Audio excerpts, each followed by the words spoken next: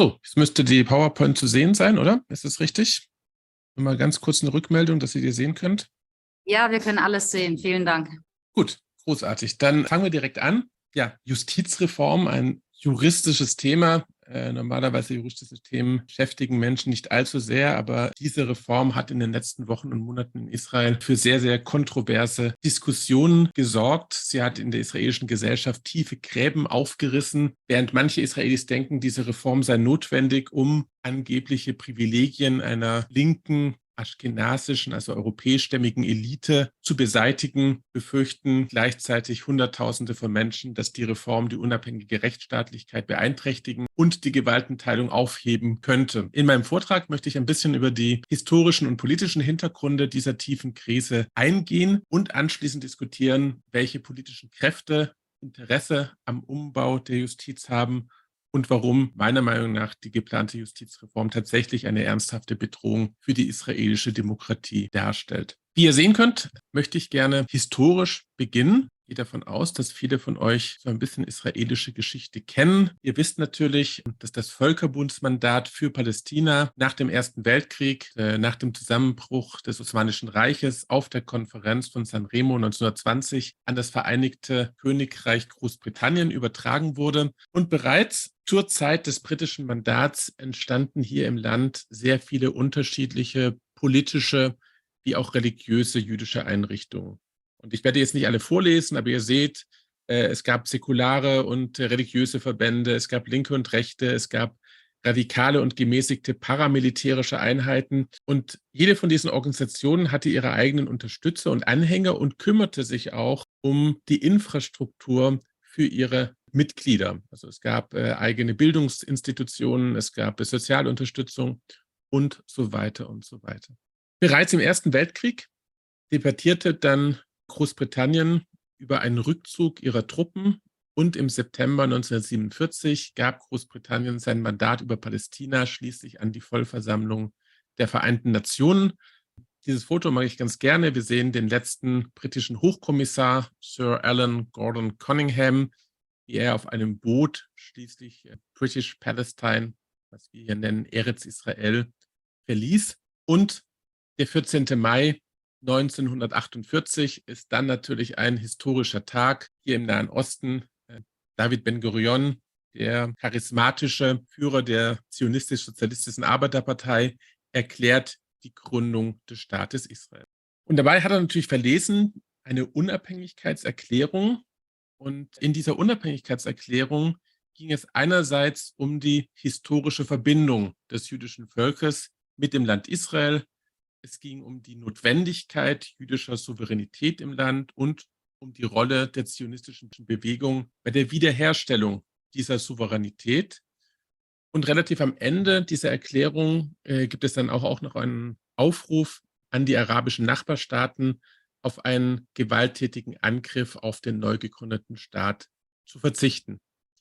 Heute wissen wir, dass Israel im darauf folgenden Unabhängigkeitskrieg sehr hohe Verluste erleiden musste, nach über 6.000 Toten. Das war 1% der Gesamtbevölkerung des Landes damals, also der jüdischen Bevölkerung.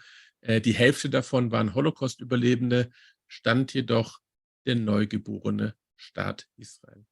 In der Unabhängigkeitserklärung wurden aber weiterhin auch festgeschrieben, nach welchen Grundprinzipien dieser neu gegründete Staat funktionieren sollte.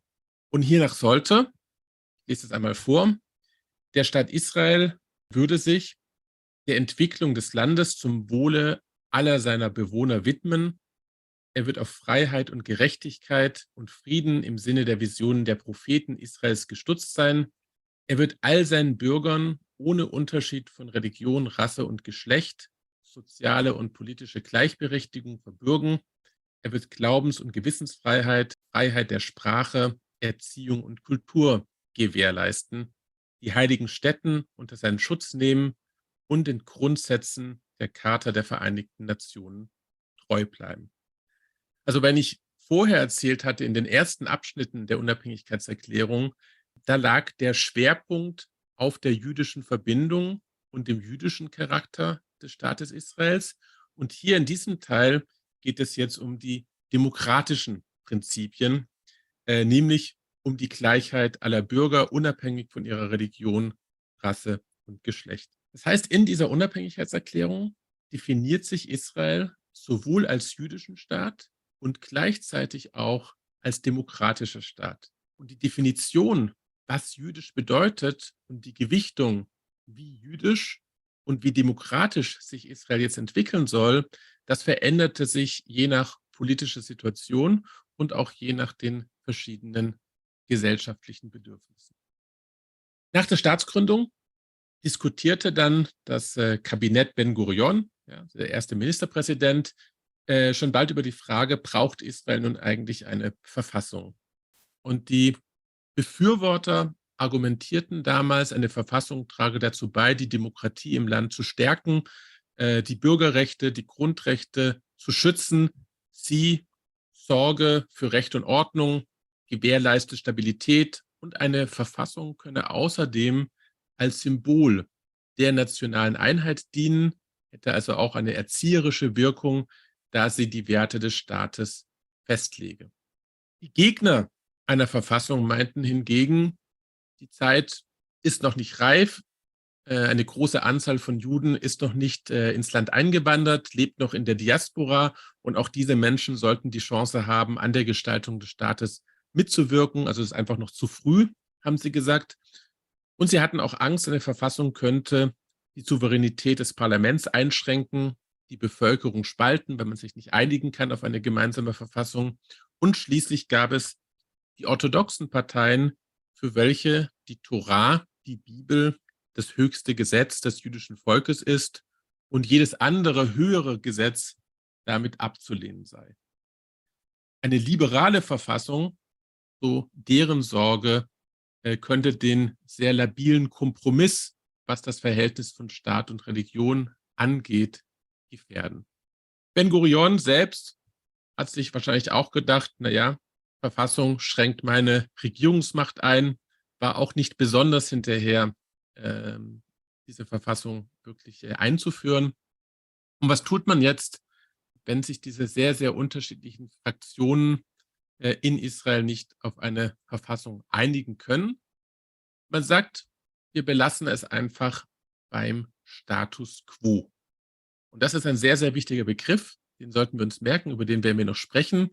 Das heißt, wir nehmen das Thema zwar an, wir entwickeln da noch was, aber wir machen das Step by Step. Wir werden uns nicht allzu dolle beeilen. Jetzt, was bedeutet in Israel der Begriff Status quo? Was meinen Israelis, wenn sie sagen Status quo? Vielleicht vorab, in vielen Bereichen gibt es in Israel eine Trennung von Staat und Religion. Es gibt sehr, sehr viele Gesetze, die der Religion widersprechen. Das kann man gut finden oder nicht gut finden, aber zum Beispiel in Israel ist Abtreibung unter bestimmten Umständen erlaubt. Es gibt unkoschere Restaurants. In manchen Bereichen spielt die Religion aber stärker mit, als wir es in Deutschland kennen. Und oft haben dann insbesondere orthodoxe Rabbinatsgremien eine besondere Monopolstellung gegenüber anderen jüdischen Strömungen. Und diese Sonderstellung wurde in den letzten Jahren durch Urteile des obersten Gerichtshofs immer wieder in Frage gestellt. Sprechen wir aber erstmal über den Status quo, noch ohne die Einschränkungen des obersten Gerichtshofes. Und da fangen wir erstmal damit an, Israel ist ein jüdisch geprägter Staat. So genau wie Deutschland ein christlich geprägter Staat ist, so ist Israel eben jüdisch geprägt. So wie wir auf vielen europäischen Flaggen ein Kreuz sehen, so ziert das Staatswappen Israels der siebenarmige Leuchter, der Menorah-Leuchter, die Flagge, der blaue Davidstern. Ihr habt wahrscheinlich alle schon mal von dem Rückkehrgesetz gehört von 1950, welches besagt, dass jeder Jüdin, jeder Jude jederzeit das Recht hat, nach Israel zu kommen, die Staatsbürgerschaft zu erhalten. Das heißt, hier spielt Religion eine Rolle beim Staatsbürgerschaftsrecht. Und weiter wird die Halacha, also werden jüdisch-religiöse Gebote vom Staat besonders geschützt. Die Woche endet in Israel am Schabbat, am Samstag. Sonntag ist der erste Arbeitstag. Die gesetzlichen Feiertage, die Schulferien sind natürlich die jüdischen Feiertage. Man orientiert sich nicht am gregorianischen Kalender, sondern am jüdischen Kalender. Und am Schabbat gibt es zum Beispiel in jüdischen Städten keinen öffentlichen Nahverkehr. Man kann nicht von Tel Aviv nach Jerusalem fahren mit dem Zug, auch wenn man nicht religiös ist. Staatliche Institutionen werden koscher geführt. An der Mensa oder in der Kantine der Knesset gibt es kein Schweinefleisch zu essen, sondern nur koschere Speisen. Also hier spürt man, Israel ist jüdisch geprägt. Zweites Thema, wenn es um Status quo geht, geht es ganz allgemein um religiöse Angelegenheiten. Und da bevorzugt der Staat Israel oder bevorzugt der Status quo das orthodoxe Judentum versus anderen Strömungen. So erhielten zum Beispiel Rabbiner von Synagogen staatliche Finanzierung, nur wenn sie jüdisch-orthodoxe Synagogen waren. Das hat sich seit 2014 wegen des obersten Gerichtshofs etwas verändert, aber wieder, wir sprechen ja erstmal über den Status quo selbst. In Israel gibt es nicht die Möglichkeit, standesamtlich zu heiraten. Wenn man heiraten will, muss man das religiös tun. Man sagt, heiraten ist ein religiöser Akt. Christen heiraten beim Pfarrer, Muslime beim Imam und Jüdinnen und Juden heiraten beim orthodoxen Rabbiner. Das heißt, liberale oder Reformrabbiner haben in Israel keine Befugnisse bei Personalstandsfragen und offizielle Hochzeiten der Reformrabbinerinnen wären in Israel nicht möglich. Und das Gleiche gilt auch für Scheidungen. Auch dafür braucht man ein orthodoxes Rabbinatsgericht. Und das kann dann schwierig sein, wenn ein Mann zum Beispiel einer Scheidung nicht zustimmt, dann aufgrund des jüdisch-religiösen Rechtsverständnisses kann es zum Problem kommen, dass sich nämlich ein Pärchen einfach nicht scheiden lassen kann, auch wenn die Frau das vielleicht unbedingt will oder es vielleicht sogar notwendig ist. Ein weiteres Beispiel für die Monopolstellung des orthodoxen Judentums hängt zusammen mit der Vergabe von Koscher-Zertifikaten. Auch hier, ihr wisst, es gibt im Judentum Vorschriften, welche Speisen zum Verzehr geeignet sind und welche nicht. Und die Vergabe von diesen Koscher-Zertifikaten liegt in der Hand des orthodoxen Oberrabbinats. Das hat in den letzten Jahren zu sehr vielen Diskussionen auch wieder geführt. Viele Restaurants werfen dem Rabbinat vor, diese Koscher-Zertifikate seien viel zu teuer, seien einfach eine Geldmaschine, mit der das Rabbinat andere Projekte unterstützt, finanziert, die ihnen wichtig sind, aber die nichts mit der Überprüfung des Koscher-Statuses ihres Restaurants zu tun haben. Und sie fordern mehr Konkurrenz, damit die Preise sinken und damit auch die Preise für die Endkunden im Restaurant sinken könnten. Das versucht das Rabbinat natürlich zu verhindern. Und noch ein ganz, ganz wichtiges Thema, das Thema Konversionen. Sehr, sehr lange wurden in Israel nur orthodoxe Konversionen zum Judentum anerkannt. Wenn also jemand nicht orthodox zum Judentum konvertiert ist, konnte er oder sie damit nicht die israelische Staatsbürgerschaft erlangen. Und auch bei der Frage, ob man in Israel heiraten kann, ob man auf einem jüdischen Friedhof begraben werden kann, da spielt die Frage, wie man zum Judentum konvertiert ist, wenn das eben so ist, auch eine wichtige Rolle. Ein dritter Bereich, über den ich sprechen möchte, wenn es um den Status quo geht, ist der Bereich des Bildungsbereichs, der Bildungssektor. Das orthodoxe Judentum hat im Bildungswesen weitreichende Befugnisse. Es verfügt über ein autonomes Bildungssystem, in welchem der Staat praktisch keine Vorgaben über Bildungsinhalte machen kann. Vielleicht so ein bisschen als Hintergrund, als der Staat Israel gegründet wurde, war das ultraorthodoxe Judentum eine sehr, sehr kleine Minderheit im Land. Die sind damals zu Ben Gurion gegangen, haben gesagt, schau mal in Europa, die Nazis haben einen Großteil der orthodoxen Gemeinden, besonders in Osteuropa, vernichtet, ausgerottet. Wir sind ein paar wenige, die übrig geblieben sind. Bitte erlaub uns, dass wir unsere Kinder in unserem Sinne erziehen. Und Ben Gurion hat sich die angeschaut und hat sich gedacht, ach, macht, was ihr wollt. Und ging eigentlich davon aus, dass in 2, 3 Generationen sich das von alleine auflesen würde, weil er dachte, naja, alle wollen doch Bildung, alle wollen Fortschritt, alle wollen Geld verdienen, Karriere machen, durch die Welt reisen. Hätte sich im Traum nicht gedacht, dass das ultraorthodoxe Judentum so stark werden würde, wie wir es in Israel heute haben, was natürlich auch zu tun hat mit einer relativ hohen Kindergeburtsrate. Ja, im Durchschnitt knapp 7 Kinder pro Frau. Das ist natürlich viel, viel mehr, als die restliche Bevölkerung Kinder bekommt. Und im Gegensatz, das wisst ihr auch, zur restlichen jüdischen Bevölkerung sind ultraorthodoxe Juden zum größten Teil von der allgemeinen Wehrpflicht befreit, um auch nach Beendigung der Schule weiter ihr Leben den religiösen Studien widmen zu können. Parallel zur Bewahrung dieses Status quo hat man aber 1950 auch gesagt, beginnen wir mal mit der Entwicklung einer Verfassung. Und es gibt etwas, das nennt sich der Harari-Kompromiss. Und der hat damals gesagt, wir verabschieden oder schreiben schrittweise sogenannte Basic Laws, Grundgesetze, die man dann langfristig in einer Verfassung zusammenfassen könnte. Verantwortlich für das Schreiben solcher Gesetze ist dann ein Justizausschuss. Und wie alle anderen Gesetze in der Knesset braucht man zur Verabschiedung oder dann zur Veränderung eines solchen Basic Laws eine einfache, manchmal eine qualifizierte Mehrheit in der Knesset, das heißt von 120 Abgeordneten. Wenn man 61 Stimmen hat, dann kann man ein Basic Law verabschieden oder eben auch verändern. Das ist im Vergleich zu anderen Demokratien sehr, sehr wenig. Wenn wir das zum Beispiel mit Deutschland vergleichen, dann wisst ihr natürlich, wenn man ein Grundgesetz verändern will, braucht man eine Zweidrittelmehrheit. Und es gibt sogar Bereiche des Grundgesetzes, welche einer besonderen Schutzfunktion ausgesetzt sind oder unterliegen, wo man sowohl eine Zweidrittelmehrheit im Bundestag als auch anschließend noch im Bundesrat braucht, also in beiden Parlamentskammern.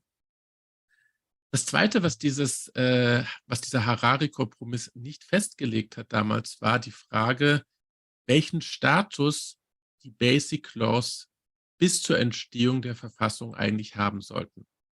Das heißt, es ist unklar, ob diese Gesetze einen konstitutionellen Charakter haben. Das heißt, ob eben der oberste Gerichtshof neue Gesetze zurückweisen darf, die den Basic Laws widersprechen oder nicht. Beginnen wir mit der Vorstellung von einigen dieser Basic Laws. Ich glaube, dann wird das auch ein bisschen verständlicher. Das erste Basic Law ist das Gesetz über das israelische Parlament, also die Knesset. Da geht es um Verfahrensregeln. Wer kann eigentlich Knesset-Mitglied werden? Das können nur werden israelische Staatsbürger. Es geht um das Wahlsystem, es geht um die Amtszeit, es geht um parlamentarische Immunität. Und in späteren Jahren wurde das Basic Law auch ergänzt mit Einschränkungen, wann Kandidaten nicht zur Knesset-Wahl antreten können, also disqualifiziert werden, nämlich wenn sie die Existenz des Staates Israels als jüdischen und demokratischen Staat ablehnen oder wenn ein Kandidat für den bewaffneten Kampf gegen Israel ist, dann sagt der Staat, dann kannst du auch kein Knesset-Mitglied werden. Das Gesetz, genau, da haben wir es nochmal zusammengefasst. Das Gesetz über öffentlichen Boden lassen wir weg, ist für uns nicht so wichtig. Der Staatspräsident wird von der Knesset für 7 Jahre gewählt. Ähnlich wie der deutsche Bundespräsident hat er hauptsächlich formelle und repräsentative Funktionen. Er agiert so als moralische Stimme. Und obwohl er offiziell jedes neu erlassene Gesetz unterschreiben muss, wäre ein Gesetz auch ohne seine Unterschrift gültig. Also hat keine Macht im klassischen Sinne. Auch über das Gesetz der Regierung wurde in den vergangenen Jahren sehr, sehr oft diskutiert und es wurde auch öfters verändert. Konkret ging es um die Frage, wie eine Regierung gebildet wird. Und es gab zwischenzeitlich zum Beispiel mal die Situation, dass der Premierminister direkt vom Volk und nicht von der Knesset gewählt wurde. Was wir insgesamt sagen können, ist, dass in Israel ein Ministerpräsident über verhältnismäßig viel Macht verfügt. Er selbst kann Minister ernennen, alleine und auch Minister wieder entlassen. Ihn unterstehen der Auslandsgeheimdienst und auch der Inlandsgeheimdienst. Also es ist eine sehr, sehr mächtige Position. Öffentlicher Haushalt interessiert uns in dem Fall jetzt auch nicht. Gesetz über das Militär, da geht es einfach darum, dass die IDF, also die israelischen Verteidigungskräfte, die Armee des Staates sind. Ohne gesetzliche Grundlage darf es keine bewaffnete Kraft außerhalb der IDF geben. Es geht um die allgemeine Wehrpflicht, es geht um die Rolle des Verteidigungsministers, der im Auftrag der Regierung für die Armee verantwortlich ist. Das Jerusalem-Gesetz ist auch ein Basic Law, also auch ein sehr, sehr wichtiges Gesetz, ein Grundgesetz, das besagt, dass Jerusalem in seiner Gesamtheit die Hauptstadt des Staates Israels ist. Dieses Gesetz hat damit die Annexion von Ostjerusalem nach dem Sechstagekrieg 1967 zementiert. Ein Umstand, wie ihr wisst, der von der internationalen Staatengemeinschaft nicht anerkannt ist.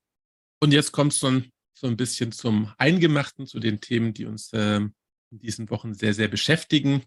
Das Gesetz über das Gerichtwesen. Da geht es um das Verfahren für die Ernennung von Richtern. Und das funktioniert folgendermaßen in Israel: Wenn man einen neuen Richter am obersten Gerichtshof ernennen möchte, dann gibt es einen Richterauswahlausschuss, der besteht aus 9 Mitgliedern, und dem gehören an der Justizminister, ein weiterer Regierungsminister, der Präsident und 2 weitere Richter des obersten Gerichtshofes, 2 Vertreter der Knesset, also der Opposition, und 2 Vertreter der israelischen Anwaltskammer. Und seit 2008 bedarf es einer Mehrheit von 7 von 9 Ausschussmitgliedern, um einen Richter in den obersten Gerichtshof zu wählen. Und da seht ihr schon, da muss man einen Kompromiss schließen. Das heißt, es gibt keine Partei oder keine Gruppe, die einfach alleine beschließen kann, das und das soll der nächste Richter werden, sondern da einfach jemanden finden, auf den sich alle diese sehr, sehr unterschiedliche Gruppierungen einigen können. Im nächsten Gesetz geht es um die Kompetenz des Staatskontrolleurs, der in Israel gleichzeitig auch der Generalstaatsanwalt ist. Das ist eine Position, die es in Israel eben gibt. Der Staatskontrolleur, er ist erstmal unparteiisch, also er gehört keiner bestimmten Partei an. Und seine Aufgabe besteht darin, die Wirtschaftlichkeit, Effizienz und die moralische Integrität der öffentlichen Verwaltung und der verschiedenen Parteien zu kontrollieren. Er hat Zugang zu allen Rechnungsbüchern, also kann gucken, dass niemand korrupt ist. Er kann alle Akten einsehen, er kann Gesetzesentwürfe überprüfen und sicherstellen, dass diese im Einklang mit den israelischen Grundgesetzen stehen, auch sonst internationalen Normen entsprechen. Und die Unabhängigkeit von diesem Generalstaatsanwalt ermöglicht es ihm damit auch, die Interessen der Öffentlichkeit und der Rechtsstaatlichkeit zu schützen, auch wenn diese im Widerspruch stehen zu bestimmten Projekten oder Interessen der Regierung. Und in jüngster Zeit konnten wir das sehr schön beobachten, weil der Generalstaatsanwalt eine sehr wichtige Rolle spielte bei den verschiedenen Anklagen gegenüber Netanyahu, dem ja Korruption und andere Dinge vorgeworfen werden. Und entsprechend will die heutige Koalition auch seine Rolle und seine Kompetenzen massivst einschränken. Die folgenden beiden Basic Laws, Menschenwürde und Freiheit, sowie Freiheit der Berufsausübung, das waren jetzt die ersten beiden Basic Laws, wo es ganz konkret um bürgerliche Grundrechte ging.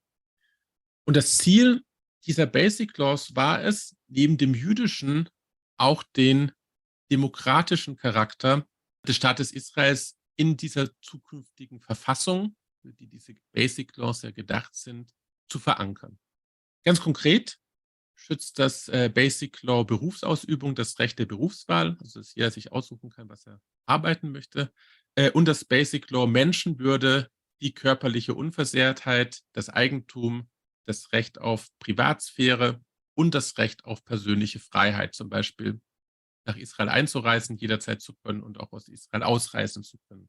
Gleichzeitig muss man aber auch betonen, dass ganz klassische Menschen- und Bürgerrechte, wie zum Beispiel Gleichheit vor dem Gesetz, die Freiheit der freien Meinungsäußerung, Versammlungsfreiheit und die Freiheit der Religion und des Gewissens nicht explizit durch diese Basic Laws garantiert sind. Das heißt, diese Basic Laws würden nicht ausreichen als Voraussetzung einer liberal-demokratischen Verfassung. Und jetzt passierte aber Folgendes.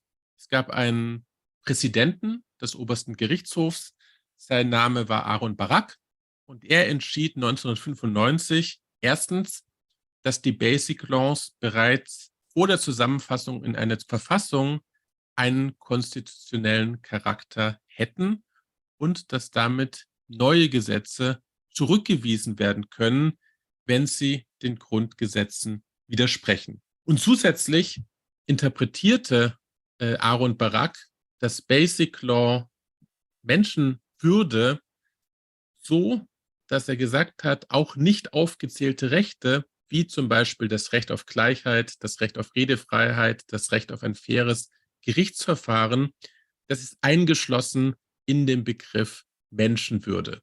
Und wenn ein neues Gesetz unverhältnismäßig gegen diese Grundrechte verstößt, dann, so Aaron Barak, darf der oberste Gerichtshof ein Gesetz auch außer Kraft setzen. Insgesamt muss man sagen, hat das Gericht seither nur sehr, sehr wenig Gesetze gecancelt. Das werden wir uns später noch mal ein bisschen genauer anschauen. Aber dennoch spricht man hier in Israel seit 1995 von einer konstitutionellen Revolution, da die Regierung zum ersten Mal bei jeder neuen Gesetzgebung sicherstellen musste, dem Basic Law der Menschenwürde und so weiter nicht zu widersprechen. Und rechte und auch religiöse Parteien warfen daher Barak übertriebenen Aktivismus vor. Ihrer Meinung nach zwingt der oberste Gerichtshof damit die Politik zu bestimmten politischen, gesellschaftlichen oder wirtschaftlichen Veränderungen, um zum Beispiel Minderheiten wie Asylbewerbern, Palästinensern, der LGBTQ, also der schwulen Lesben-Community, rechtliche Begünstigungen zu geben aus ihrer Perspektive, obwohl vielleicht die Mehrheit der gewählten Parteien, sprich die Regierung, dies ablehnt. Barak selbst und seine Unterstützer haben argumentiert, dass sie gesagt haben, Machtgleichgewicht ist wichtig in einer konstitutionellen Demokratie und es sei wichtig, dass die parlamentarische Souveränität von einem Gericht auf Basic der Bill of Rights, also grundlegender Freiheits- und Bürgerrechte, beschränkt werden könne. Zum Abschluss noch kurz zwei jüngere Basic Laws, die in den letzten Jahren erst von klar rechtsgerichteten Regierungen verabschiedet wurden, die in liberal-demokratischen Kreisen für viel Kritik gesorgt haben. Das ist einmal das Basic Law Referendum, das besagt, dass eine Regierung nur dann die Verwaltung von Gebieten aufgeben darf, wenn es davor ein Referendum gab oder eine Mehrheit von 80 Mitgliedern, von insgesamt 120 der Knesset, die sich dafür ausspricht. Und konkret geht es hier natürlich um die Frage, darf man besetzte Gebiete aufgeben? Hat man eine relativ hohe Hürde erlassen, um das zu ermöglichen? Und das Nationalstaatgesetz von 2018, welches den Status Israels als nationale Heimat des jüdischen Volkes gesetzlich verankert hat. Das ist erstmal kein Problem natürlich. Aber auf was dieses Gesetz verzichtet hat, sind eben Begriffe wie Gleichheit, Demokratie, Minderheitenrechte. Was dieses Gesetz auch getan hat, ist, dass sie die arabische Sprache, die davor zweite offizielle Sprache des Staates Israels war, zurückgestuft hat zu einer Sprache mit einem besonderen Status. Und Hebräisch ist heute tatsächlich die alleinige offizielle Amtssprache in Israel. Es gibt dort auch eine Klausel in diesem Gesetz, die besagt, dass Israel die Ansiedlung und die Förderung jüdischer Siedlungen im ganzen Land unterstützen wird. Und das ist insofern problematisch, weil so ein Gesetz natürlich zu Diskriminierung aufgrund der Nationalität bei der Zuteilung von Land und Ressourcen führen könnte.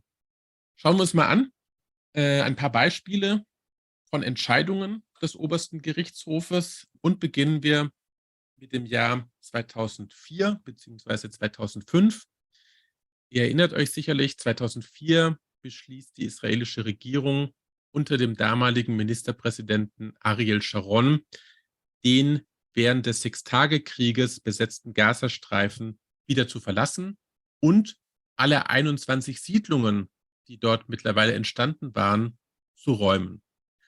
Dagegen klagten Einwohner der dortigen Siedlungen und der oberste Gerichtshof hat damals diese Klage abgelehnt, hat argumentiert, dass die Evakuierung von Siedlern trotz Verletzung ihrer Eigentumsrechte und Würde gerechtfertigt sei und dass das Gesetz mit den Werten der israelischen Demokratie auch vereinbar sei. Gleichzeitig, und das ist vielleicht trotzdem interessant, erweiterte das Gericht den Anspruch auf Entschädigung der Siedler, die der Staat eben den Siedlern anbieten müsse und bestand zum Beispiel auch darauf, dass Einwohner unter 21 Jahren ebenfalls entschädigt werden müssten, was der Staat ursprünglich eigentlich nicht wollte. Es gab dann 500 Evakuierte, die gesagt haben, der Staat hat den Wert unserer Wohnung unterbewertet, wir möchten mehr Geld haben. Auch da hat der oberste Gerichtshof zugestimmt. Also hat versucht, sozusagen auf der einen Seite zu sagen, der Rückzug ist gerechtfertigt, aber die Entschädigung für die Siedler sollte höher sein. Die zweite Entscheidung hängt zusammen mit einem Gesetz, das hieß das Anti-Infiltrationsgesetz. Dieses Gesetz wurde erlassen im Jahr 2012 und dieses Gesetz besagte, dass der Staat Israel Asylsuchende und Migranten, die ohne gültige Papiere im Land seien, bis zu 3 Jahren inhaftieren dürfe. Dieses Gesetz war damals eine Reaktion auf den Zustrom von etwa 55.000 afrikanischen Asylsuchenden und Migranten nach Israel, die so ab Mitte 2000 bis zum Jahr 2012 ins Land gekommen waren. Viele von diesen Geflüchteten landeten letztendlich in Süd-Tel Aviv und die Bewohner dort haben gesagt, damit ist unsere Lebensqualität viel schlechter geworden, als sie davor waren. Und ein Gerichtsurteil im Jahr 2013 stellte dann aber fest, dass die Inhaftierung gegen die Grundrechte der Asylsuchenden verstieß und insbesondere natürlich gegen das Recht auf Freiheit und Menschenwürde, und es wäre eine unverhältnismäßige Verletzung deren Freiheitsrechte. Die Knesset, das israelische Parlament, hat dann 2 überarbeitete Versionen dieses Gesetzes verabschiedet, hat gesagt, naja, wir verändern es ein bisschen und damit sind die Freiheitsrechte mehr gewährt, aber wir möchten die trotzdem inhaftieren. Das oberste Gericht hat auch diese Variation abgelehnt, sodass der Staat dieses Gesetz eben nicht erlassen konnte. Dritte Entscheidung, auch wieder relativ jung, beginnt im Jahr 2011. Die Bewohner eines jüdischen Dorfes im Norden Israels, Kfar Vradim, klagen, weil die Stadtverwaltung sich weigert, eine Mikwe, das heißt ein rituelles Tauchbad, in dem Dorf zu bauen. Die Kläger sagen, für unsere Religionsausübung ist es wichtig, dass es bei uns eine Mikwe gibt, und der Staat oder die Stadt baut sie einfach nicht. Und das Gericht hat dem zugestimmt, hat gesagt, im Zuge von Religionsfreiheit müssen die Möglichkeit haben, in ihrem Dorf eine Mikwe zu haben. Und die Stadt wurde eben verpflichtet, diese Mikwe unmittelbar zu bauen. Vierte Entscheidung, Legalisierungsgesetz 2020. Und dazu vielleicht wieder erstmal ein bisschen Hintergrund.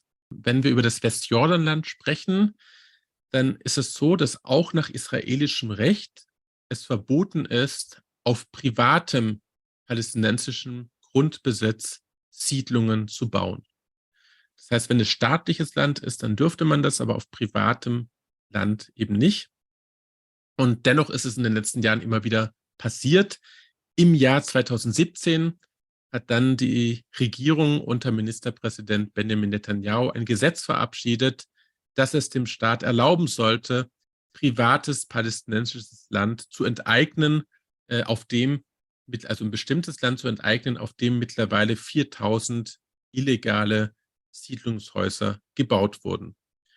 Und das Ziel dieses Gesetzes war ganz eindeutig, diese Siedlungen zu legalisieren und zukünftige Abrisse von Siedlungen auf privatem palästinensischen Land zu verhindern. Der oberste Gerichtshof hat damals dieses Gesetz annulliert, und die Richterin, die die Begründung geschrieben hat, Esther Chayut, hat damals gesagt, naja, wenn das Ziel des Gesetzes ist, die Zerstörung von bestehenden Siedlungen zu verhindern, dann ist eine derartige Verletzung der Eigentumsrechte und der Rechte auf Würde und Gleichheit der palästinensischen Bevölkerung eben nicht gerechtfertigt. Letztes Beispiel, da geht es um Kinderbetreuung von Ultraorthodoxen, und das ist auch das jüngste Beispiel von letztem Jahr oder vorletztem Jahr, 2021, hatten wir eine Regierung ohne Beteiligung des Likud, also ohne Beteiligung Benjamin Netanyahus und auch ohne Beteiligung der Ultraorthodoxen. Und der damalige Finanzminister Avigdor Liebermann hat damals die Kriterien für den Erhalt von Betreuungszuschüssen für Kinder bis zum Alter von 3 Jahren auf so eine Art und Weise verändert, dass insbesondere ultraorthodoxe Familien, bei denen der Vater Vollzeitstudent, als Vollzeitstudent sein Leben komplett dem Bibelstudium widmete, davon betroffen waren. Und 3 private Anwälte der Ultraorthodoxen reichten dann eine Petition beim Gericht ein und argumentierten, dass diese Subventionskürzung sehr, sehr erhebliche wirtschaftliche Schwierigkeiten für die orthodoxen Familien verursachen würde. Und dem hat das Gericht zugestimmt und hat gesagt, dass eine unmittelbare Umsetzung der Kürzung unangemessen sei und hat das Ministerium gezwungen, diese Subventionskürzung auf den Beginn des nächsten Schuljahres zu verschieben, sodass die ultraorthodoxen Familien länger die Möglichkeit hatten, sich darauf vorzubereiten. So, nachdem wir so einen ganz groben Überblick über das israelische Justizsystem und über Entscheidungen des obersten Gerichtshofes erhalten haben, möchte ich jetzt ein bisschen sprechen über die Justizreform und über die politischen Kräfte, die in der aktuellen Regierung versuchen, dieses Justizsystem zu verändern. Und ich möchte als erstes zeigen einen Wahlwerbespot von letztem Jahr oder vorletztem Jahr von einer Partei, die heißt die Partei des religiösen Zionismus. Ich habe diesen Werbespot ins Deutsche untertitelt, übersetzt, sodass ihr ihn verstehen könnt. Wir schauen uns diesen Werbespot einfach einmal zusammen an. המשטרה תופרת תיקים. מערכת המשפט בישראל היא סכנה לדמוקרטיה, והשופטים, חלקם לא מכירים את המילה זיכוי. אתה מבין שהמניאק הזה לא מחליט בתיק שלי, אבל הוא עושה לי את זה בכוונה. אני לא יודע מה לעשות. באופן חריג, ביטל היום בג"ץ את הצו להריסת ביתו של נזמי אבו בכר, שמואשם ברצח לוחם סיירת גולני, עמית בן יגאל. איסור הפרסום הוא לא באמת נועד להגן על עד המדינה, הוא בעצם נועד להגן על הפרקליטות. בג"ץ דחה אמש את בקשתם של תושבי נתיב האבות. מדינת ישראל רודפת אחרי פנסיונר בן 70 בגלל 3 שקלים ו80 אגורות. מערכת המשפט בישראל נמצאת בנקודת השפל הגדולה ביותר שידעה. בלי מערכת משפט מתפקדת, צודקת ושקופה, אף אזרח לא יכול לישון טוב בלילה. אז מה עושים? חוק וצדק. בממשלה הבאה נוביל בעזרת השם מהפכה שתחזיר את הכוח לשלטון העם, בדיוק כפי שנהוג במשטר דמוקרטי מתוקן. ראשית, נחוקק את חוק יסוד ההתגברות, מה שיגן על ההחלטות שמתקבלות בכנסת בשם העם, ויחזיר את האיזון בין הכנסת לבג"ץ. נקסט. שינוי שיטת בחירת שופטים. לא עוד קליקה סגורה שבוחרת את עצמה. נשנה את שיטת המינוי, כך שתגוון את הרכב השופטים ותשקף את רצון העם ונבחריו. פיצול תפקיד היועץ המשפטי. היועץ המשפטי לממשלה הוא האיש החזק בישראל, והוא מחזיק בסמכויות שמעולם לא ניתנו לו במסגרת שום חוק. אנחנו נדאג בעזרת השם לפצל את התפקידים הרבים והסותרים שהוא מחזיק בידיו ל3. יועץ משפטי לממשלה, תובע כללי ומייצג המדינה בערכאות משפטיות. אור השמש הוא המחטא הטוב ביותר. ולכן נקים בעזרת השם גוף בקרה ופיקוח, שיפקח על הפרקליטות ועל גופי החקירה והתביעה, וימנע שימוש לרעה בכוח כנגד אזרחים. וזה רק חלק, יש עוד הרבה. אני מזמין אתכם לקרוא את התוכנית כולה, ובעזרתכם ובעזרת השם נחזיר את הכוח לעם.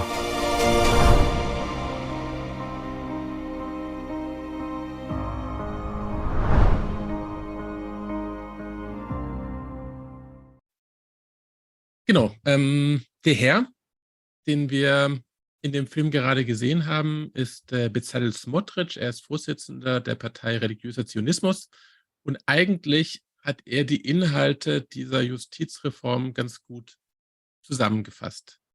Konkret geht es um die Möglichkeit des Gerichtes, Knesset-Gesetze wegen ihrer Verletzung eines Grundgesetzes und insbesondere wegen der Verletzung des Grundgesetzes Menschenwürde und Freiheit für verfassungswidrig zu erklären und zu kippen. Nach der vorgeschlagenen Reform soll der oberste Gerichtshof ein Gesetz nur durch eine einstimmige Entscheidung aller Mitglieder des Gerichtes oder mit einer Supermehrheit vielleicht von 12 von insgesamt dann 15 Richtern für ungültig erklären können. Und selbst wenn der oberste Gericht ein Gesetz für ungültig erklärt, soll die Knesset aber die Möglichkeit haben, Entscheidungen des Gerichtshofes außer Kraft zu setzen und ein gekipptes Gesetz mit einer ganz normalen Mehrheit von 61 Knesset-Mitgliedern wieder neu zu erlassen. allgemeine Entscheidungen oder Exekutivmaßnahmen der Regierung soll das Gericht überhaupt nicht mehr kontrollieren oder überprüfen dürfen. Und allein diese vorgeschlagenen Änderungen würden es dem Gericht eigentlich schon unmöglich machen, Maßnahmen der Regierung, wo zum Beispiel eben Menschenrechte oder verletzt werden oder das öffentliche Interesse, wenn es diesem widersprochen wird, zu verhindern. Dazu kommt aber auch noch die Frage der Ernennung von Richtern, während in den Basic Laws ein sehr kompliziertes Richterauswahlverfahren für eine politisch unabhängige Ernennung von Richterinnen und Richtern sorgt, plant die neue Regierung die Einführung eines neuen Verfahrens, in welchem die Koalition die Mehrheit in dem Richterauswahlgremium hätte und damit eigenständig Richter gemäß ihrer eigenen Vorlieben ernennen könnte. Weiteres Thema, da geht es eben um diesen Staatskontrolleur. Auch seine Rolle und seine Kompetenz möchte die Regierung massiv einschränken. Und wenn wir uns das alles zusammen anschauen und versuchen, das so ein bisschen einzuordnen, dann wird klar, diese Reform beschränkt die Befugnisse des obersten Gerichts, überhaupt Gesetze zu annullieren. In allen demokratischen Ländern, die wir sonst so kennen, gibt es verschiedene Mechanismen zur gerichtlichen Überwachung der Exekutive und der Legislative. Und es kann ganz unterschiedlich funktionieren. Also es ist nicht in jedem Land gleich. Es gibt diese Idee der Zweikammersystem, die verhindern, dass übermäßig Macht konzentriert wird. Es gibt die Idee der Verfassung, die das auch eben verhindern soll. In Israel gibt es diese Mechanismen nicht. Das einzige Organ, das in der Lage ist, eine Regierung zurückzuhalten, ist der oberste Gerichtshof. Und genau das soll dessen Möglichkeiten sollen damit eingeschränkt werden. Und falls die Reform durchgehen würde, könnte die Regierung damit jedes Gesetz erlassen, ohne irgendwie kontrolliert zu werden. Sie könnten das Wahlsystem verändern. Sie könnten bestimmte Personengruppen von der Wahl ausschließen. Sie könnten beschließen, wir stellen keine Wahlkabinen mehr auf in arabischen Dörfern. Die müssen in die jüdischen Dörfer fahren, wenn sie wählen wollen. Das ist zu gefährlich dort oder wie auch immer. Die Regierung würde selbst die Richter ernennen, deren Verantwortung ja eigentlich darin besteht, die Regierung zu kontrollieren. Und damit würde die Regierung nicht nur über dem Gesetz stehen, sondern sie würde selbst das Gesetz werden. Und dann stellt sich die Frage, wer sind die Leute, die so einen radikalen Umbau der Justiz befürworten oder durchsetzen wollen und welche Interesse verfolgen sie? Und beginnen wir tatsächlich mit dem Herrn, den wir gerade kennengelernt haben, Bezalel Smotrich. Er ist heute Finanzminister in Israel. Er ist auch verantwortlich für die zivile Verwaltung der besetzten Gebiete im Westjordanland und er ist eben Vorsitzender der Partei Religiöser Zionismus. Und Bezalel Smotrich galt und gilt in Israel schon sehr, sehr lange eigentlich als militanter Rechtsradikaler. Der ehemalige stellvertretende Chef des israelischen Inlandsgeheimdienstes, also des Shin Bet, Yitzhak Ilan, hat vor kurzem in einem Interview erzählt, dass Smotrich während der Proteste gegen den israelischen Abzug aus dem Gazastreifen 2005 festgenommen wurde und er wurde dabei verdächtigt, 700 Liter Benzin, die er bei sich trug, auf die Ayalon-Autobahn zu schütten und einen Großbrand dort auszulösen. Smotrich saß dann 3 Wochen im Gefängnis. Er verweigerte die Aussage, wurde am Ende wegen mangelnder Beweise nicht angeklagt. Aber als politischer Rechter ist Smotrich natürlich gegen die Zwei-Staaten-Lösung. Er tritt für die Annexion des Westjordanlandes und für die Anwendung israelischer Souveränität in ganz Judäa und Samaria ein. Menschenrechtsorganisationen oder einfach politisch kritische Vereine wie den New Israel Fund, Breaking the Silence, Peace Now bezeichnet er als existenzbedrohende Gefahr für Israel, fordert deren Gelder zu beschlagnahmen und jenseits seiner außenpolitischen Position gilt er als religiös fundamentalistisch, wirklich sehr, sehr streng gegen die Anerkennung von homosexuellen Beziehungen, hat gefordert ein Verbot der Gay Parade in Jerusalem, hat stattdessen eine anti-homosexuellen Demonstration, anti-schwulen Demonstration, die Beast Parade in Jerusalem organisiert 2006. Aber ich habe euch mal 2 Zitate mitgebracht aus den letzten Wochen erst, die vielleicht noch mal ein bisschen deutlicher machen, wie problematisch Bezalel Smotrich ist. Und das erste Zitat stammt vom 26. Februar, jetzt 2023. Und ihr erinnert euch natürlich, dass damals ein palästinensischer Terrorist 2 Israelis erschoss, als diese mit ihrem Auto durch Chuwara, einer Stadt südlich von Nablus im Westjordanland, fuhren. Nach diesem Anschlag führten dann israelische Siedler eine Racheaktion gegen die palästinensischen Bewohner in Chuwara durch und zündeten etwa 30 palästinensische Häuser an, von Leuten, die mit diesem Anschlag nichts zu tun hatten, zündeten sehr, sehr viele Autos an. Und bei diesen Ausschreitungen, die die ganze Nacht übergingen, wurde mindestens ein Palästinenser getötet und etwa 100 weitere verletzt. Und es gab israelische Politiker, die jetzt nicht als besonders links und kritisch galten, die das Vorgehen der Siedler in Chuwara als Pogrom bezeichneten. Als Smotrich dann im Anschluss in einem Interview gefragt wurde, warum er den Twitter-Beitrag eines Rechtsaktivisten geliked hätte, der nach dem Anschlag die Zerstörung des gesamten Dorfes Chuwara forderte, antwortete er: אדוני השר, למה עשית לייק לציוץ של פעיל ימין, דוידי בן ציון, שכתב בטוויטר אחרי הפיגוע הרצחני, את הכפר חווארה צריך למחוק היום? כי אני חושב שאת הכפר חווארה צריך למחוק. אני חושב שמדינת ישראל צריכה לעשות את זה. Er hat sich später für diese Aussage entschuldigt, aber die Frage ist natürlich, was bedeutet das, wenn ein israelischer Spitzenpolitiker die Auslöschung eines gesamten palästinensischen Dorfes fordert? Ja. Ein zweites Zitat stammt vom März 2023, auch von ihm. Da hat er eine Rede gehalten in Paris, hat auf dieser Rede gesagt, es gibt kein palästinensisches Volk, es gibt keine palästinensische Geschichte, es gibt keine palästinensische Sprache, also hat die Existenz der Palästinenser negiert. Aber damit nicht genug. Was bei dieser Rede sehr, sehr großes Aufsehen ausgelöst hat, war das Podium, auf dem Bezalel Smotrich stand. Dieses war nämlich bedeckt mit einer Variation der israelischen Flagge, die eine vergrößerte Karte von Israel zeigt. Und wenn ihr genau hinschaut, dann könnt ihr sehen, dass diese Karte nicht nur Israel, das besetzte Westjordanland und den Gazastreifen umfasst, sondern zusätzlich auch noch sehr große Teile von Jordanien. Ein Umstand, der in Jordanien für sehr großen Protest damals gesorgt hat. Eine weitere wichtige Figur in dieser aktuellen Diskussion ist der Vorsitzende einer anderen Partei, die heißt Otzma Yehudit, das heißt übersetzt so viel wie die jüdische Stärke. Sein Name ist Itamar Ben-Gvir und er ist zurzeit Minister für nationale Sicherheit und zusätzlich auch verantwortlich für die Grenzpolizei im Westjordanland.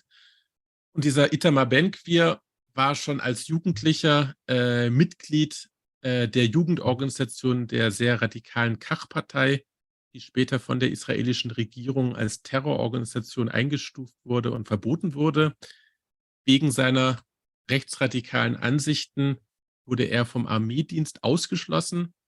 Stattdessen hat er dann Jura studiert, vertrat als Anwalt eine Reihe von sehr rechtsextremen Aktivisten, die den Terrorismus und Hassverbrechen angeklagt waren, wie zum Beispiel diesen Herrn hier, Benzi Gopstein, den Direktor der Hava-Organisation, die nicht nur oft sehr gewaltsam demonstrieren, wenn in Israel interkonfessionell geheiratet wird, also wenn jetzt zum Beispiel natürlich nicht rabbinisch, also nicht mit einem Rabbiner, aber einfach sozusagen privat ein Jude einen Christ heiratet oder ein Muslime einen Juden oder wie auch immer.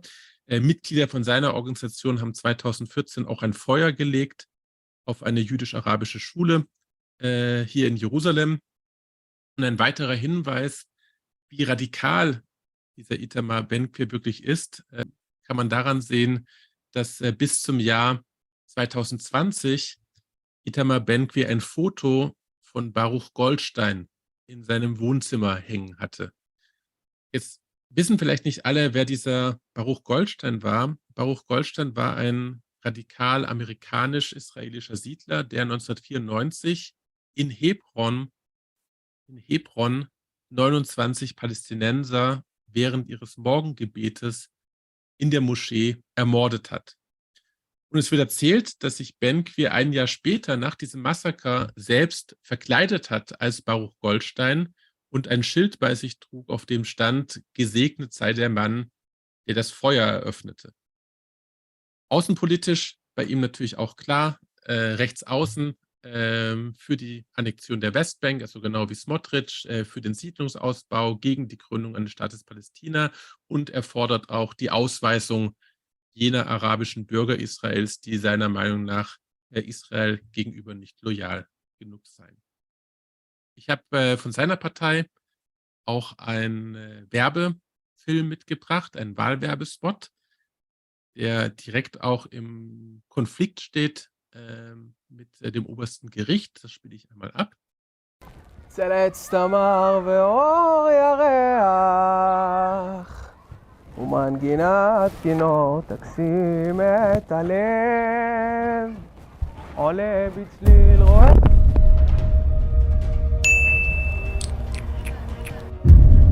עצור שאני יורד!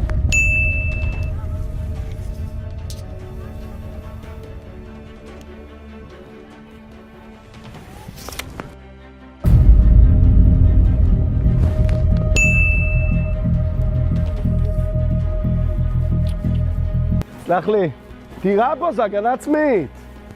הם כובלים את הידיים של החיילים שלנו. אנחנו באים לשנות.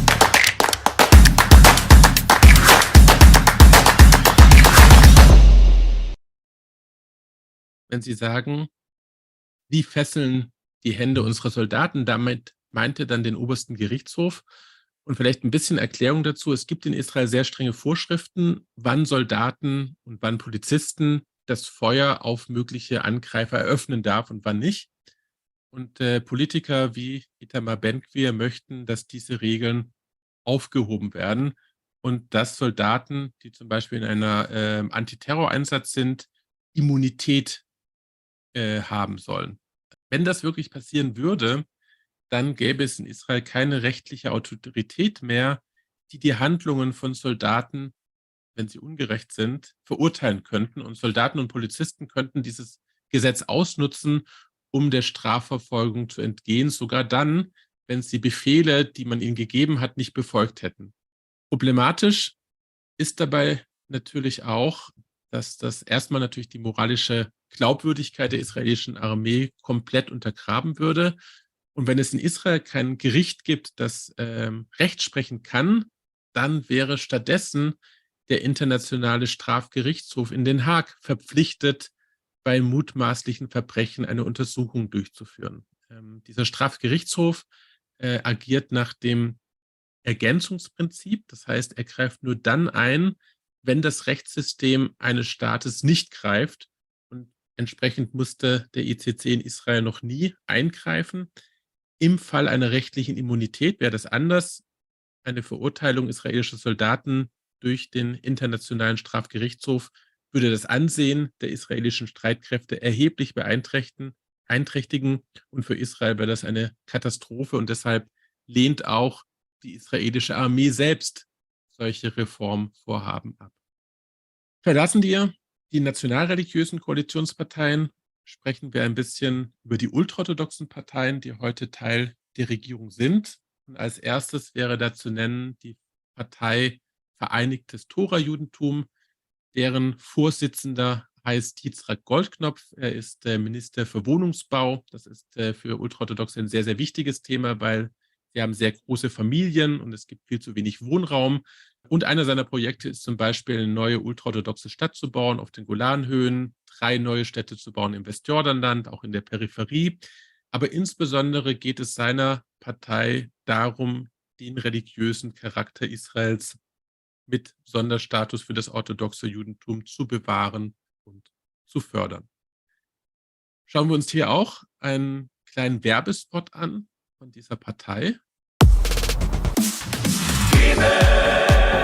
bin nur eine bis kein einig למען תצאצו עיני לקיים מצוות רבוי סייני גימל כי קודם כל חרדים מוני גימל כילוני בני איש אחד נחני זה גדילו סייני זה גבו סייני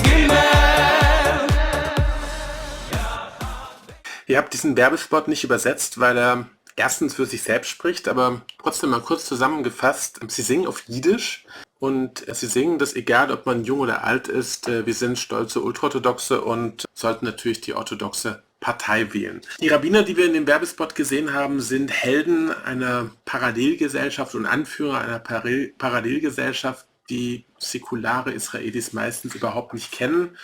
Und wenn es um den religiösen Charakter des Staates geht, dann gibt es ganz aktuelle, interessante Diskussionen. Während des Pessachfestes, wisst ihr, ist es im Judentum verboten, Gesäuertes zu essen, Brot zu essen. Und das Vereinigte Tora-Judentum hat ein Gesetz erlassen, dass man in Krankenhäuser kein Chametz, kein Gesäuertes mitbringen darf, auch wenn man selbst gar nicht religiös ist. Es geht um Bauarbeiten an Schabbat, die verboten werden sollen, auch wenn es um den Bau des Zuges geht oder der Straßenbahn geht, also damit auch sehr, sehr kostenintensive Projekte sind. Aber damit nicht genug. Neue Initiativen gehen darum, dass bei öffentlich-staatlich finanzierten Veranstaltungen, wie zum Beispiel Konzerten, eine Geschlechtertrennung möglich oder eingeführt werden soll. Etwas, was der oberste Gerichtshof heute ablehnen würden. Und sie sind natürlich gegen die Wehrpflicht für die Ultraorthodoxen und für den Ausbau ihres eigenständigen ultraorthodoxen Bildungssystems. In seiner Funktion als Sekretär des Rabbinischen Komitees für die Heiligkeit des Schabbates ist Goldknopf außerdem für mehr Beschränkungen im öffentlichen Leben an Schabbat, und diese Einschränkungen sollen für alle jüdischen Bürgerinnen und Bürger gelten, auch wenn sie überhaupt nicht religiös sind. Das sind alles Gesetzesvorhaben, die vom obersten Gerichtshof wahrscheinlich gekippt werden würden, und das ist auch einer der Gründe, warum Yitzhak Goldknopf für eine Schwächung des Gerichtes eintritt. Es gibt, und das ist wirklich spannend, sogar einen Werbespot, in dem sich das Vereinigte Tora-Judentum explizit über den obersten Gerichtshof lustig macht, und den schauen wir uns noch zusammen an. בבג"ץ זה יהודי, וגם זה יהודי, והוא, ברור, סבתא שלו הייתה רב, בטח שהוא יהודי, וגם זה, וגם זה, וגם זה, וגם זה. רק יהדות התורה תשמור על היהדות שלך, של הילדים שלך ושל הנכדים שלך. Also ihr seht, hier geht es ganz konkret um die Frage, welche Konversionen von Israel akzeptiert werden, und die Partei macht deutlich, dass liberale Strömungen des Judentums eigentlich keine wirklichen Juden sind, sondern eher wie Hunde seien. Das ist deswegen auch ein Werbespot, der später in Israel verboten wurde.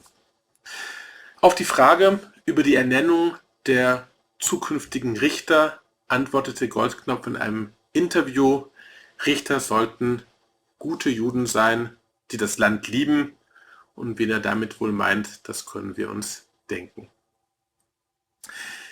Die nächste Partei, über die ich ein bisschen sprechen möchte, ist die Partei der sphardischen Tora-Wächter, kurz die Schass-Partei genannt, deren Vorsitzender Aryeh Deri begleitet in der neuen Regierung kein Ministeramt, da er kürzlich wegen Steuerdelikte verurteilt wurde und die Gefängnisstrafe nur auf Bewährung ausgesetzt ist. Nach israelischem Gesetz darf ein verurteilter Verbrecher, der seine Strafe noch nicht abgesessen hat, kein Ministeramt ausüben, was Deri nicht daran hinderte, dennoch einen entsprechenden Posten anzustreben. Aber der oberste Gerichtshof hat dann beschlossen, dass Deri kein Kabinettsministeramt ausüben darf.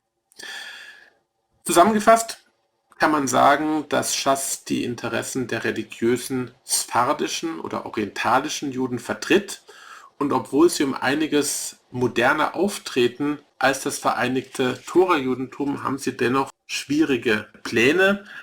Und eine in unserem Zusammenhang interessante Gesetzesinitiative zielt darauf ab, den rabbinischen Gerichten den gleichen Status wie den Zivilgerichten zu verleihen und damit ein getrenntes und paralleles religiöses Rechtssystem zu schaffen. Dieses rabbinische Gerichtssystem wäre von Männern dominiert, wobei Frauen, wenn überhaupt, nur untergeordnete Rollen spielen könnten. Frauen könnten weder als rabbinische Richterinnen auftreten noch Zeuginnen sein. und von einer Beteiligung von anderen Minderheiten wie Arabern ist natürlich überhaupt nicht daran zu denken. Offiziell sollen diese rabbinischen Gerichte zwar nur in Fällen genutzt werden, wenn beide Seiten zustimmen, aber in der Praxis würde das sehr schwer nachzuvollziehen sein. Man stellt sich zum Beispiel vor, einen Arbeitnehmer, der einen Arbeitsvertrag nur dann unterzeichnen darf, wenn er sich dazu verpflichtet, in einem Konfliktfall ein rabbinisches Gericht aufzurufen. Und insbesondere der Druck auf Frauen innerhalb der religiösen Gemeinschaft würde sehr groß sein, vor ein religiöses Gericht zu gehen, auch wenn ihre Chancen für ein frauenfreundliches Urteil dort geringer ist als vor einem staatlichen Zivilgericht. Die letzte und gleichzeitig größte Partei in der Koalition ist natürlich der Likud, dessen Vorsitzender Ministerpräsident Benjamin Netanyahu ist. Er scheint zu hoffen, dass die Justizreform dazu beitragen könne, ihn vor einem Gefängnisstrafe vor Korruption zu retten. Zum Parteiprogramm des Likud würde ich sagen, dass der Likud natürlich eine altehrwürdige, rechtskonservative Partei im israelischen Parteisystem ist, aber Netanyahu hat mit seinem sehr egozentrischen Führungsstil dazu geführt, dass viele Mitglieder die Partei mittlerweile verlassen haben und heute in einer der vielen Oppositionsparteien tätig sind. Der Likud ist heute sehr stark auf Netanyahu zugeschnitten. Ich würde sagen, dass die inhaltliche Ausrichtung sich sehr stark orientiert an den Bedürfnissen und an den Interessen von Netanyahu. Und da die gemäßigten Parteien nach den letzten Wahlen nicht bereit waren, mit Netanyahu eine Koalition zu bilden, bestand für Netanyahu die einzige Möglichkeit für die Regierungsbildung in der Koalition mit diesen rechtsextremen und ultraorthodoxen Parteien, wie wir sie gerade kennengelernt haben. Ein Thema, über das ich hier dennoch gerne sprechen möchte, ist Netanyahus sehr angespanntes Verhältnis zur Presse. Regelmäßig hört man von Netanyahu Vorwürfe, die Medien und Journalisten hätten eine linkslastige Agenda, sie würden Fake News verbreiten und entsprechend unternahm Netanyahu immer wieder Versuche, die unabhängige Berichterstattung zu schwächen. Und das berühmteste Beispiel ist die kostenlose Tageszeitung Israel Hayom, gegründet vom amerikanischen Milliardär Sheldon Adelson, ganz offensichtlich mit dem Ziel, von Netanyahu in der Öffentlichkeit ein positives Bild zu etablieren. Adelson war zu Lebzeiten ein persönlicher Freund und auch Förderer von Netanyahu. Und diese auflagenstärkste Zeitung geriet mit der Zeit jedoch so sehr in die Kritik, dass Netanyahu verstand, dass er etwas tun muss. Und laut Ermittlungen hat er 2014 mehrere Treffen gehabt mit dem Herausgeber der zweitgrößten Zeitung Israels, Yediot Achronot, in denen er diesem Herausgeber anbot, die Verbreitung von Israel Hayom einzuschränken, wenn er, Netanyahu, mehr Einfluss auf die Berichterstattung in der Zeitung bekomme und die Zeitung mehr Journalisten einstelle, die Netanyahu gegenüber wohlgesonnen seien. Das ist die sogenannte der Fall 2000, nennt man das hier. Ein besonderes Dorn im Auge ist Netanyahu dabei das öffentlich-rechtliche Fernsehprogramm und bereits 2016 meinte Miri Regev, auch sie Likud-Ministerin in der heutigen Regierung, dass eine öffentlich-rechtliche Rundfunkanstalt nur dann Sinn machen würde, wenn sie von der Regierung kontrolliert würde. Und ganz ähnlich gibt es auch heute in der aktuellen Debatte heftige Angriffe gegen die Presse, so zum Beispiel von Kommunikationsminister Shlomo Karhi, auch vom Likud, welcher den öffentlich-rechtlichen Sender Kan wegen seiner irreführenden Berichterstattung über die Pläne der Regierung zur Umgestaltung des Justizsystems sehr scharf kritisiert. Und Karhi droht dabei, das Budget von den öffentlich-rechtlichen Sendern drastisch zu kürzen oder einen Fonds einzuführen, der darauf abzielt, einen Wettbewerb zwischen den verschiedenen privaten Kanälen und der staatlichen Finanzierung zu schaffen. Und profitieren würde dann wahrscheinlich am meisten der Kanal 14, der einfach ein rechtes Netzwerk ist, dessen Nachrichteninhalte oft mit den Meinungen und Interessen von Benjamin Netanyahu übereinstimmen. Gegen die Schließung des öffentlich-rechtlichen Rundfunks gab es zu Beginn des Jahres massive Proteste, aber wegen der Justizreform hat sich die Aufmerksamkeit etwas von diesem Thema wegentwickelt. Kann die Gefahr der Justizreform noch abgewendet werden? Was wir sagen können, ist, der Druck auf die aktuelle israelische Regierung, die Reformvorhaben zu stoppen oder zumindest in Verhandlungen mit der Opposition zu treten, sind sehr groß. Und damit meine ich nicht nur die Großdemonstrationen mit etwa 500.000 Demonstrantinnen auf der Straße gleichzeitig. Die Proteste werden von sehr, sehr weiten Teilen der Bevölkerung getragen. Führungskräfte in der Hightech-Industrie, die für Israels Wirtschaft sehr, sehr wichtig sind, drohen Arbeitskräfte und Kapital aus Israel abzuziehen, ins Ausland zu verlagern. Der Chef der israelischen Zentralbank warnt, dass die Justizreform ausländische Investitionen abschrecken könnte. Auch heute verliert der Shekel massiv an Wert, auch gegenüber dem Euro und dem Dollar. Hohe Militärs, ehemalige Geheimdienstchefs, Wissenschaftler, Intellektuelle zählen zu den schärfsten Gegnern der Justizreform und äußern sich auch lautstark. Und auch das amerikanische Judentum kritisiert ungewöhnlich deutlich. Die Regierung droht, die Unterstützung einzustellen.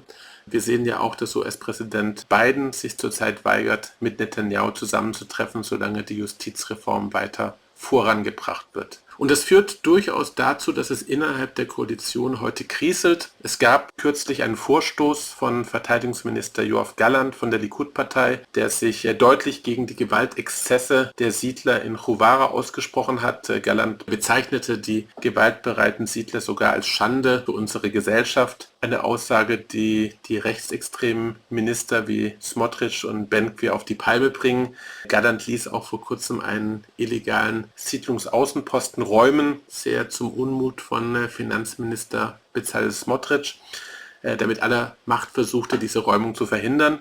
Und auch bezüglich der Justizreform äußerte sich Gallant kritisch, was Netanyahu kurzum zu einer Kündigung Gallants veranlasste, die er dann aber ein paar Tage später wieder rückgängig machen. Das Problem ist, dass die rechtsextremen nationalreligiösen Parteien bezüglich der Justizreform sehr eindeutig sind und sie drohen, die Koalition zu verlassen, wenn sie ihre Inhalte nicht durchsetzen können. Als Netanyahu beispielsweise kürzlich ankündigte, die Justizreform für ein paar Wochen einzufrieren und in einen Dialog mit der Opposition zu treten, war Itamar Ben-Gvir dazu nur bereit, wenn dafür eine neu gegründete Nationalgarde unter seinem Kommando gegründet werden sollte. Etwas, was er auch zugesprochen bekommen hat. Noch niemand ist so ganz klar, was es mit dieser Nationalgarde auf sich hat. Ob Ben-Gvir tatsächlich eine 2000 Mann umfassende bewaffnete Truppe unter sein persönliches Kommando bekommen soll. Viele Beobachter klingt das eher wie ein PR-Gag, aber dennoch zeigt dieser Vorstoß deutlich, worum es Politikern aus der radikalen Rechte in Israel geht. Es geht um Machtsicherung, die langfristig über dem demokratischen Selbstverständnis des Staates stehen könnte. Genau, das war mein Vortrag zur Justizreform in Israel und ich würde meine PowerPoint jetzt beenden und stehe für eure Fragen und Anmerkungen sehr gerne zur Verfügung.